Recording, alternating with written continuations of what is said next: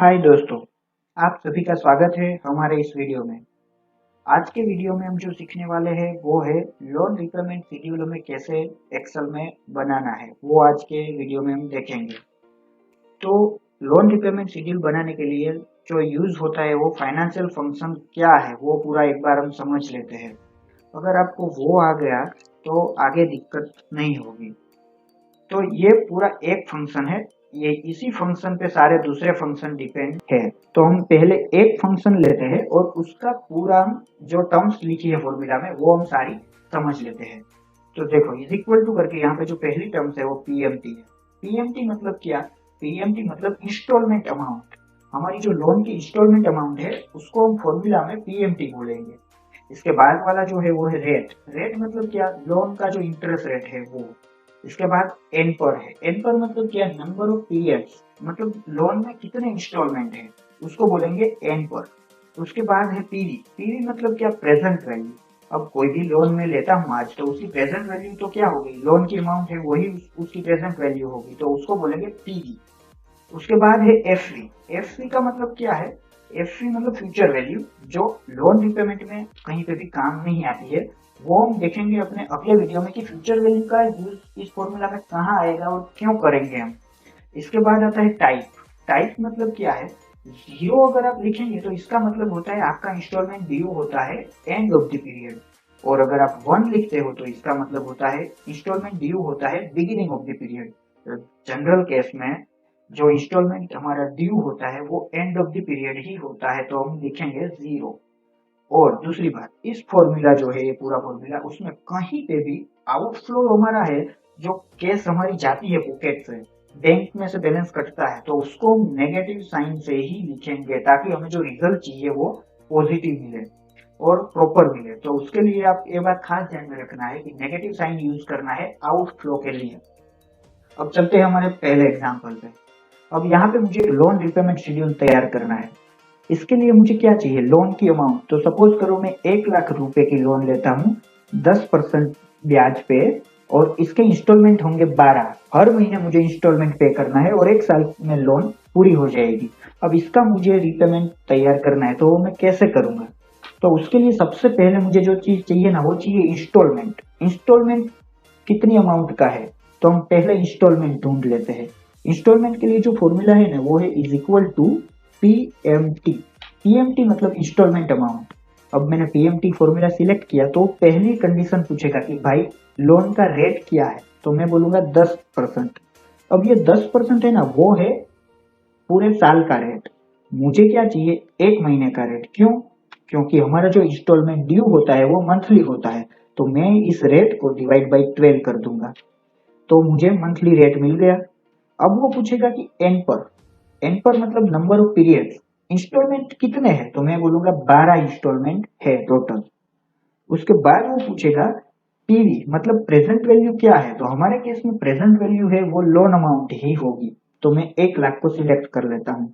उसके बाद वो पूछेगा फ्यूचर वैल्यू। अब इस फॉर्मूला में फ्यूचर वैल्यू का कोई काम नहीं है, तो मैं इसको ऐसे ही ब्लैंक छोड़ दूंगा और कोमा करूंगा। इसके बाद वो टाइप पूछेगा, तो हमारा installment end of the period ही ड्यू होता है, तो मैं 0 लिख दूंगा, ब्रैकेट क्लोज और एंटर। अब देखो यहाँ पे मुझे एक फिगर मिली लेकिन वो नेगेटिव आई है, अब उसको पॉजिटिव करना पड़ेगा। क्यों? ये जो पेमेंट है ना, पीएमटी लिखा है ना इंस्टॉलमेंट, इसका मतलब होता है वो हमारा आउटफ्लो है, तो उसको हम नेगेटिव साइन से रिप्रेजेंट करेंगे। तो यहाँ पे मैंने नेगेटिव लगा दिया है, नेगेटिव साइन और एंटर। तो ये जो हमारा मिला जो फिगर वो है हमारा इंस्टॉलमेंट अमाउंट, ये हर महीने सेम ही रहेगा। तो मैं क्या करता हूँ, इसको कॉपी कर लेता हूँ और यहाँ पे मैं इसको पेस्ट कर देता हूँ। पूरे 12 महीने में इंस्टॉलमेंट सेम रहेगा। अब मुझे चाहिए इंटरेस्ट अमाउंट। इंटरेस्ट के लिए क्या है?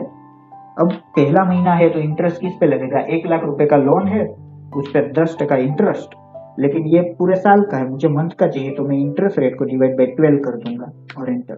तो ये 833 रुपए इंटरेस्ट के हैं। अब प्रिंसिपल क्या आएगा? मेरी प्रिंसिपल कितनी बाकी रहेगी?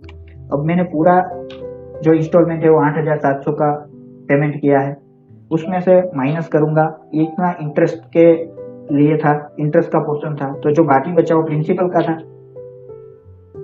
टोटल था मेरा 8,700, उसमें से 800 रुपए इंटरेस्ट के कट गए, तो बाकी जो बचा वो प्रिंसिपल का पेमेंट था। अब मेरी जो प्रिंसिपल बचेगी वो कितनी बचेगी? टोटल मेरी लोन अमाउंट, उसमें से इतना प्रिंसिपल का मैंने पेमेंट कर दिया, जो बाकी बचा वो मेरी हो गई क्लोजिंग बैलेंस मंथ के एंड में। अब यहाँ पे इंटरेस्ट चेंज होगा, क्योंकि अब इंटरेस्ट लगेगा वो मेरे क्लोजिंग बैलेंस पे लगेगा फर्स्ट मंथ के, तो मैं उसको सिलेक्ट करूंगा, इसको मल्टीप्लाई करूंगा इंटरेस्ट रेट से, इसको हम फिक्स कर देते हैं क्योंकि हर बार सेम रहेगा। तो F4 प्रेस करके उसको फिक्स कर दिया, डिवाइड बाई 12, क्योंकि इस रेट को मुझे मंथली कन्वर्ट करना है, और एंटर।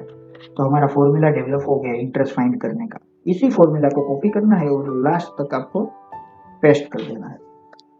सही है। अब प्रिंसिपल ढूंढ लेते हैं। प्रिंसिपल का फॉर्मूला तो जो यही है, ये है, वही रहेगा। तो इसको कॉपी करेंगे और लास्ट तक हम पेस्ट कर देंगे। अब देखो यहाँ पे जैसे ही 12वां इंस्टॉलमेंट पेमेंट हुआ ना, हमारी जो प्रिंसिपल का क्लोजिंग बैलेंस है वो 0 हो गया। तो ऐसे पूरा रीपेमेंट शेड्यूल बनता है। इंस्टॉलमेंट अमाउंट हमने पहले फाइंड किया, उसके बाद इंटरेस्ट, उसके बाद उस इंस्टॉलमेंट में कितना प्रिंसिपल है, इस इंस्टॉलमेंट में प्रिंसिपल कितना है वो, और उसके बाद क्लोजिंग बैलेंस, फिर नया जो इंटरेस्ट चार्ज हुआ वो इस बैलेंस पे हुआ। ऐसे ही पूरा ये रीपेमेंट शेड्यूल रेडी हो गया है। अब मैं आपको और भी 3-4 फंक्शन बताने वाला हूँ जो बहुत काम के हैं। जैसे हमने पीएमटी देख लिया, पीएमटी मतलब क्या, इंस्टॉलमेंट अमाउंट फाइंड करना है हमें, तो कैसे करेंगे वो हमने देख लिया है। अब जो दूसरा फंक्शन है वो आईपीएमटी का है। आईपीएमटी मतलब क्या, कोई भी इंस्टॉलमेंट में इंटरेस्ट का पोर्शन कितना है वो जानने के लिए। देखो हमारा जो फर्स्ट इंस्टॉलमेंट था उसमें इंटरेस्ट कितना था, 833। ये तो हमने ट्रेडिशनल वे से फाइंड किया था, ट्रेडिशनल वे से। अगर हमें फॉर्मूला से फाइंड करना है तो कैसे करेंगे, तो उसके लिए फॉर्मूला है is equal to IPMT. IPMT मतलब इंटरेस्ट पेमेंट, ये सिलेक्ट किया हमने फॉर्मूला। अब रेट तो यही रहेगा 10% डिवाइड बाई 12, क्योंकि मंथली हमें चाहिए। इसके बाद पीरियड्स मतलब ये पूछ रहा है कि कौन सा इंस्टॉलमेंट है, ये पहला है, दूसरा है, तीसरा है, तो हम बोलेंगे ये पहला है। इसके बाद वो पूछेगा टोटल कितने इंस्टॉलमेंट है, तो 12 है, तो उसको सिलेक्ट करेंगे। उसके बाद वो पूछेगा प्रेजेंट वैल्यू क्या है, तो हमारी प्रेजेंट वैल्यू है लोन अमाउंट। इसके बाद वो पूछेगा फ्यूचर वैल्यू, जो कुछ भी नहीं, ब्लैंक रहेगा। उसके बाद हम 0 करेंगे क्योंकि एंड ऑफ द पीरियड है, ब्रैकेट क्लोज, एंटर। अब यहाँ पे वो माइनस लिखना नहीं भूलना है, क्योंकि इंटरेस्ट जो है वो हमारा आउटफ्लो है, तो यहाँ पे मैं माइनस कर दूंगा, एंटर। ऐसे भी आप ढूंढ सकते हो, तो सेम रिजल्ट आया। ऐसे ही प्रिंसिपल भी आप ट्रेडिशनल वे से नहीं जाना है, फॉर्मूला से जाना है, तो पहले मैं माइनस लिखूंगा, क्योंकि हमारा ये आउटफ्लो है। ईपीएमटी जो फंक्शन है वो है प्रिंसिपल पेमेंट। सेम जैसे इंटरेस्ट फाइंड किया ना, वैसे ही ये फंक्शन काम करेगा। रेट, तो हम रेट सिलेक्ट कर लेंगे। उसके बाद पीरियड मतलब ये कौन सा इंस्टॉलमेंट है वो पूछेगा, तो हमने पहला सिलेक्ट किया। उसके बाद टोटल पीरियड हम 12 सिलेक्ट करेंगे। उसके बाद वो प्रेजेंट वैल्यू पूछेगा, हम 1 लाख रुपए सिलेक्ट करेंगे। फ्यूचर वैल्यू है नहीं, और and of the period due होता है, उसके लिए 0 और एंटर। तो देखो रिजल्ट सेम है। तो ये आप चाहे ट्रेडिशनल वे यूज करो, चाहे फॉर्मूला यूज करो, रिजल्ट आपको सही ही मिलेगा। अब ये 2 फंक्शन हमारे क्लियर हो गए। इंटरेस्ट पोर्शन और प्रिंसिपल पोर्शन फाइंड करना था, वो हो गया। अब ये 2 फंक्शन समझ लेते हैं, उसका क्या मतलब, कहाँ पे यूज होता है। अब देखो मैंने पूरा फॉर्मूला, पूरा शेड्यूल डेवलप किया ना, उसके बाद मुझे पता चला कि टोटल जो हमारा इंटरेस्ट पेमेंट है वो है इतना, और टोटल जो हमारा प्रिंसिपल रीपेमेंट है वो है इतना। अगर मुझे एक ही फॉर्मूले से ये जानना है कि टोटल मेरा इंटरेस्ट का पेमेंट कितना है लोन में, और प्रिंसिपल का पोर्शन कितना रहेगा, तो मैं क्या करूंगा, यहाँ पे एक फंक्शन लगाऊंगा CUMIPMT, मतलब क्या, क्यूम्यूलेटिव इंटरेस्ट पेमेंट। उसके लिए वो पूछेगा रेट, तो हम सिलेक्ट करेंगे ये वाला रेट, डिवाइड बाई 12, क्योंकि मंथली चाहिए। ये पूछेगा एंड पर, मतलब नंबर ऑफ पीरियड, तो हम सिलेक्ट करेंगे 12। उसके बाद प्रेजेंट वैल्यू, जो कि हमारा 1 लाख रुपए है।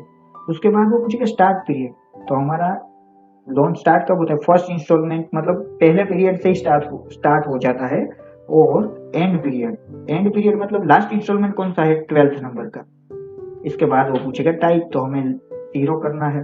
जैसे ही 0 करेंगे, ब्रैकेट क्लोज, और यहाँ पे ये देखो अमाउंट मिल गई 5499, और यहाँ पे भी 5499 है। ऐसे ही हम प्रिंसिपल पोर्शन भी ढूंढ सकते हैं। इसका फॉर्मूला है cumulative principal. Rate 10% divide by 12, number of periods 12, present value 1 lakh, start period 1, end period 12, end end of the period.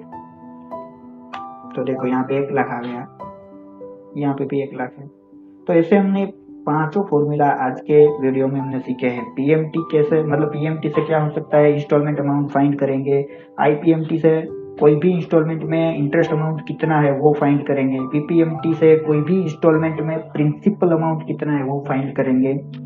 Cumulative IPMT से हम फाइंड करेंगे कि टोटल लोन के ड्यूरेशन में हमारा इंटरेस्ट कितना जाएगा। और क्यूमुलेटिव प्रिंसिपल में हम टोटल मेरी लोन रिपेमेंट में प्रिंसिपल कितनी जाएगी वो हम फाइंड कर सकते हैं। तो आज का वीडियो हम यहीं पे ही खत्म करते हैं। मुझे आशा है कि आप सभी को ये फॉर्मूला समझ में आ गए होंगे, और हम अपने अगला वीडियो जो ये फाइनेंशियल फंक्शन पे बनाएंगे उसमें हम पूरा जानेंगे कि अगर एफडी है तो उसको, उसकी जो फ्यूचर वैल्यू है वो कैसे कैलकुलेट करनी है। उसके बाद हम थोड़े प्रैक्टिकल्स भी देखेंगे कि अगर कोई मुझे आज के डेट पे अगर कोई अमाउंट मुझसे मांगता है कि आज आप मुझे कोई एक्स रुपीज दे दो, मैं आपको 3 साल के बाद 8 लाख रुपए दूंगा, तो आज मुझे उसे कितना पेमेंट करना चाहिए वो भी हम, तो ये पूरा जो प्रैक्टिकल्स का सेशन है वो भी हमारे नेक्स्ट वीडियो में हम देखेंगे। आज का वीडियो हम यहीं पे ही खत्म करते हैं। अगर आपको ये वीडियो अच्छी लगी है तो लाइक करें, शेयर करें, सब्सक्राइब करना ना भूलें हमारे चैनल को, और बेल आइकन जरूर से दबाएं ताकि आप तक ऐसे ही अपडेट टाइमली पहुंचती रहे। मिलते हैं अपने अगले वीडियो में नए कंसेप्ट के साथ। तब तक के लिए goodbye and take care.